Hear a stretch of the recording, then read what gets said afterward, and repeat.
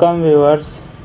मैं रवि कुमार कक्षा 11 की भौतिकी की क्लास में आप सभी व्यूअर्स का स्वागत करता हूं। हम लोग पिछली क्लास में वेक्टर के विषय में पढ़ रहे थे और फिजिक्स से संबंधित कुछ चर्चा भी कर रहे थे। इसको आज हम लोग जारी रखेंगे। और हालांकि देखिए कि 12 में भी अभी आप लोग का क्लास चल रहा है, 12 को भी पढ़ा रहे हैं, लेकिन 12 को बिल्कुल एग्जामिनेशन पॉइंट ऑफ व्यू से बता रहे हैं, जबकि 11 की कक्षा हमारे दिल के ज़्यादा करीब होती है, क्योंकि इसमें हमको आप लोगों को विषय से जोड़ने का मौका मिलता है। तो जैसा हमने पहले भी कहा कि फिजिक्स का विषय जो है वह बहुत ही विस्तार है। पूरे ब्रह्मांड के नियम फिजिक्स से ही संचालित होते हैं, लेकिन बिल्कुल आसान भी है। रीज़न है कि हम लोग बचपन से, एक नवजात शिशु जब दुनिया में आता है उस समय से ही फिजिक्स के नियमों को महसूस करने लगता है, उसका इस्तेमाल करने लगता है। जाने अनजाने में हम सब फिजिक्स के नियमों से बंधे हुए हैं, हमें पता है। तो ज़रूरत है केवल कि उसको सही तरीके से विषय में प्रवेश करने की, और उस विषय प्रवेश में आपका वेक्टर की बहुत इम्पोर्टेंट भूमिका है। कारण कि सदिश राशि वैसे तो मैथमेटिक्स का हिस्सा है, आपका वेक्टर अलजेब्रा का हिस्सा है, लेकिन यह पूरी तरह से भौतिकी के लिए ही बना है। क्योंकि फिजिक्स के जिन नियमों को लिखने में देखिए पूरा बोर्ड भर गया, और फिर गणित का एक सिंपल सा इक्वेशन लिखेंगे और पूरा नियम एक्सप्लेन हो जाएगा। तो यहाँ पे वेक्टर को समझना हमारे लिए बहुत ज़्यादा इम्पोर्टेंट है। तो वेक्टर पे चर्चा करेंगे ही हम लोग, लेकिन एक आध चर्चा और भी करेंगे। आज आपका चैनल का 100 सब्सक्राइबर पूरा हो गया, तो बहुत छोटा सा माइलस्टोन है, लेकिन लाइफ यही है कि मंजिल से ज़्यादा हम लोग को सफ़र में आनंद लेना चाहिए, और यह ज़्यादा इम्पोर्टेंट है। अक्सर हम लोग को लगता है कि ये कर लेंगे तो खुश हो जाएंगे, डॉक्टर बन जाएंगे, इंजीनियर बन जाएंगे, फलाना काम आएंगे, और लाइफ चलते रहता है। असली चीज़ है लाइफ का छोटा छोटा खुशी को तलाशने का, और वर्तमान में रह के जीवन जीना पड़ता है। तो छोटा छोटा काम कीजिएगा, हर दिन थोड़ा थोड़ा पढ़िएगा, देखिएगा 12 तक आते आते आप लोग काफ़ी स्ट्रांग हो जाएगा। और ख़ासकर जो स्टूडेंट हमसे वेक्टर से लेकर एनर्जी तक पढ़ लिया, तो फिर उसको फिजिक्स में बिल्कुल इंसाइट आ जाएगा, आप आसानी से चीज़ों को समझने का क्षमता आ जाएगा।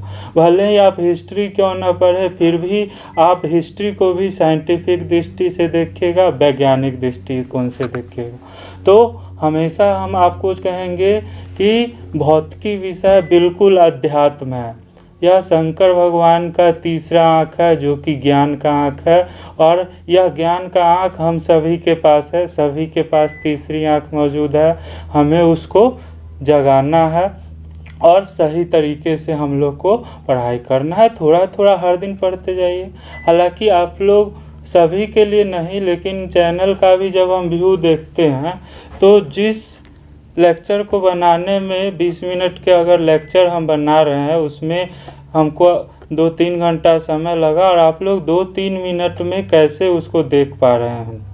2 मिनट 3 मिनट एस्केप करने का तो यहाँ पे कोई स्कोप ही नहीं बचता, क्योंकि विज्ञान विषय तो कड़ी से कड़ी जुड़ता चला जाता है, एक से दूसरे में जुड़ाव होते चला जाता है। तो इसका मतलब यही है कि क्लासरूम में तो मजबूरी ही सही आप लोग लिख लेते हैं, ध्यान रहता है, लेकिन जब घर पर आता है 2-3 मिनट में वीडियो आप एस्केप कर लेते हैं। आपका भी गलती नहीं है, डाइवर्सन ज़्यादा है, लेकिन थोड़ा सा अगर अभी आप लोग सचेत हो जाइएगा, थोड़ा सा मन को मारना चाहिएगा, तो पोटेंशियल आपका बढ़ेगा। जैसे पानी को आप पंप लगा के टंकी में भेजते हैं, तो पोटेंशियल वह गेन करेगा, और नहीं तो टेंडेंसी तो वो नेचुरल है सबके पास कि वह नीचे की ओर जाएगा। लेकिन अगर एनर्जी अभी गेन नहीं कीजिएगा, अभी स्किल डेवलप नहीं कीजिएगा, तो फिर आगे दिक्कत होने वाला है। हम लोग थोड़ा सा फिजिक्स पे चर्चा करेंगे, और आप लोग से यही कहेंगे कि आप लोग एक फैमिली का हिस्सा है, इससे जुड़िए और इसको जितना हो सके विस्तार कीजिए। सब लोग कोशिश कीजिए। अब बहुत सारा फीचर आपके चैनल में हमको पता नहीं था, अभी डाले हैं। अब आप कहीं भी स्क्रीन पे टच कीजिएगा तो शेयर करने का और इंड स्क्रीन में आपका प्लेलिस्ट वगैरह भी आएगा, सब्सक्राइब करने का भी मेरा लोगो आएगा। तो आप लोग जुड़िए। और कंटेंट बुक में भी अवेलेबल है, नेट पे भी अवेलेबल है। असली चीज़ है आपका हमारे साथ जुड़ाव, जो कि आपको एक रेगुलराइज करेगा कि चाहे कुछ भी हो आप वीडियो पूरा देख ले और उससे हर दिन आप कुछ ना कुछ जुड़ते चले जाएगा। नहीं तो बुक की तरह वह सहता के आपका रखा रहेगा मोबाइल में, मेमोरी कार्ड में, उससे आपको कोई खास आपको फ़ायदा नहीं होने जा रहा। तो वीडियो पूरा देखिएगा, नियम से देखिएगा, यह इम्पोर्टेंट है आप लोग के लिए। तो हम लोग चर्चा किए थे पिछले क्लास में फिजिक्स का, तो एक नॉर्मल आप लोग को आउटलाइन दिए थे कि सदिश राशि है तो उसमें दिशा और परिमाण दोनों है, और अदिश राशि में केवल परिमाण है, दिशा नहीं है। एग्जाम्पल भी दिए थे, आलू खरीदने जाते हैं चीनी तो केवल मैग्नीट्यूड कहते हैं, आप दुकानदार को डायरेक्शन नहीं देते हैं।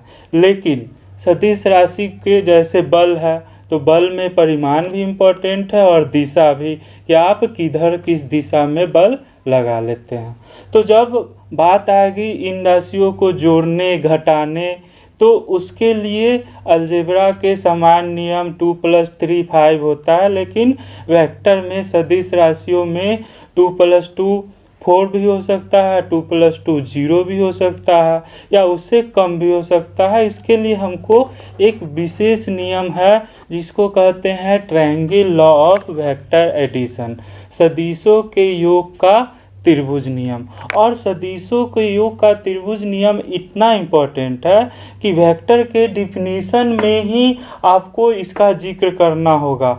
जैसे अभी हमने लिखा है, आप लोग नोट कर लीजिएगा, सदिश राशि की परिभाषा में जिन राशियों को बताने के लिए दिशा तथा परिमाण दोनों की आवश्यकता होती है, तथा जो सदिशों के योग के त्रिभुज नियम, यह इम्पोर्टेंट है, जो सदिशों के योग के त्रिभुज नियम इंग्लिश में कहेंगे triangle law of vector addition का पालन करती है, सदिश राशियाँ कहलाती है। जैसे वेग हो गया, बल हो गया, विस्थापन हो गया। तो यहाँ पे वेक्टर को परिभाषित करने के लिए उसका कोई भी राशि सदिश तभी होगी यदि वह ट्रायंगल लॉ का पालन करती होगी। अगर ट्रायंगल लॉ का पालन नहीं करेगी तो वह सदिश राशि नहीं हो सकती है। अब हम लोग हायर कक्षा में जा रहे हैं, लेकिन यही खूबसूरती है आपका इंटरमीडिएट का कि 11 में आप बिल्कुल जीरो से पढ़ना शुरू करते हैं। तो ट्रायंगल लॉ वेक्टर को परिभाषित करने के लिए इम्पोर्टेंट है आपका। इसी को समांतर चतुर्भुज नियम भी इसका थोड़ा सा रूप चेंज करते हैं, लेकिन हम केवल एक ही की चर्चा कर रहे हैं ताकि आप ज़्यादा कंफ्यूज नहीं होइएगा। और इसका इम्पोर्टेंस आप यहाँ पे भी देख सकते हैं, विद्युत धारा करंट, आगे आप लोग 12 में पढ़िएगा अभी। तो विद्युत धारा के पास दिशा भी है, परिमाण भी है, लेकिन फिर भी वह सदिश राशि नहीं है। और क्यों सदिश राशि नहीं है? क्योंकि वह ट्रायंगल लॉ का पालन नहीं करती है। तो ट्रायंगल लॉ का पालन नहीं करती है, वेक्टर नहीं है, भले ही उसके पास दिशा भी है, परिमाण भी है। तो इसको आप लोग नोट कर लीजिएगा।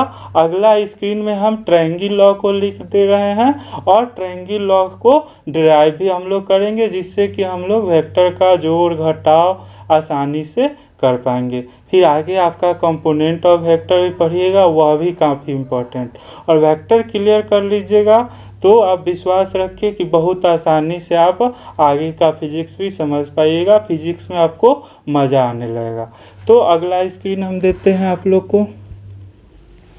तो परिभाषा मैंने बोर्ड पे लिखा है ट्रायंगल लॉ का, बहुत ध्यान से समझना है, क्योंकि जो उन लोगों को ट्रायंगल लॉ समझ में आ जाएगा तो उनको फिजिक्स में इंटरेस्ट जग जाएगा। यह बिल्कुल आपका स्टार्टिंग पॉइंट है, यहीं से या तो आप फिजिक्स सीखिएगा या फिर नहीं सीखिएगा। और नहीं समझ में आने का तो कोई प्रश्न ही नहीं है, केवल वीडियो आप लोग ध्यान से पूरा देखिएगा। तो हमने लिखा है सदिशों के योग का त्रिभुज नियम, triangle law of vector addition. तो इसमें क्या हो रहा है देख लीजिए ध्यान से।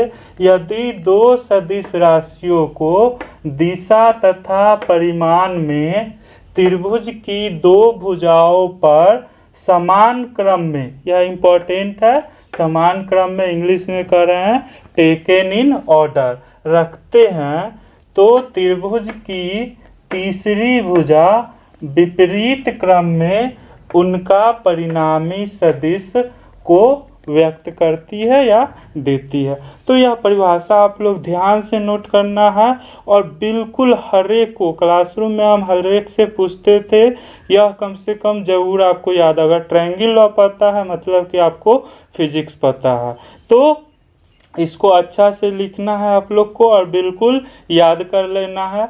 अब थोड़ा सा इसको समझ लेते हैं कि यह आखिर में क्या क्या रहा। तो हम बताए थे कि कोई भी सदिश को कैसे रिप्रेजेंट करते हैं, इस तरह से एरो के चिन्ह से रिप्रेजेंट करते हैं, और यह तीर की लंबाई सदिश का परिमाण व्यक्त करती है और तीर का दिशा सदिश राशि की दिशा बताती है। तो मान लो कि आपके पास एक वेक्टर ए है, दिख रहा होगा सबको, एक दूसरा वेक्टर मान लेते हैं कि यह आपके पास बी है। तो दो सदिश राशियां आपके पास है और आपको इन दोनों को जोड़ना है। तो एक एक चीज़ को हम एक्सप्लेन कर रहे हैं, ध्यान से समझिएगा। समान क्रम का मतलब क्या होता है, विपरीत क्रम का मतलब क्या होता है, परिणामी सदिश का मतलब क्या होता है। तो सबसे पहले आपके पास दो वेक्टर है, वेक्टर ए तथा वेक्टर बी। अब कह रहा है परिभाषा कि यदि दो सदिश राशियों को त्रिभुज की दो भुजा पर समान क्रम में रखते हैं, तो एक वेक्टर आपका ए ले लेते हैं इस तरह से, और समान क्रम में रखने का मतलब क्या है कि इसको वेक्टर का पूंछ कह लीजिए, जिसको टेल इंग्लिश में कहेंगे, और यह हो गया हेड। तो यहाँ से अगर शुरू कर रहे हैं तो टेल हेड, तो फिर दूसरा वेक्टर को उठा के हम यहाँ पे रखेंगे और इस तरह से रखेंगे कि इसका हेड और इसका टेल एक साथ है। इसी को कहेंगे कि समान क्रम में रखना। त्रिभुज में तीन भुजा होता है, तो एक भुजा पे ए को रख दिए, दूसरा भुजा को बी पर यहाँ पे रख दिए। बी को आपको इस तरह से देख लीजिए।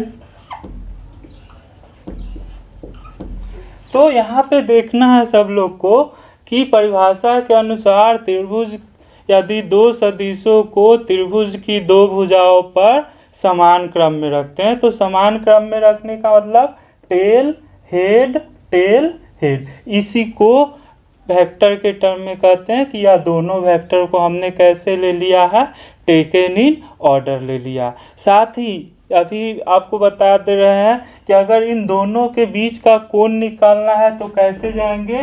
तो ए का यह पॉजिटिव डायरेक्शन है, तो ए के पॉजिटिव डायरेक्शन से बी पे जाएंगे। यह इन दोनों सदिशों के बीच का एंगल होगा, जो कि मान लेते हैं कि हम थीटा है।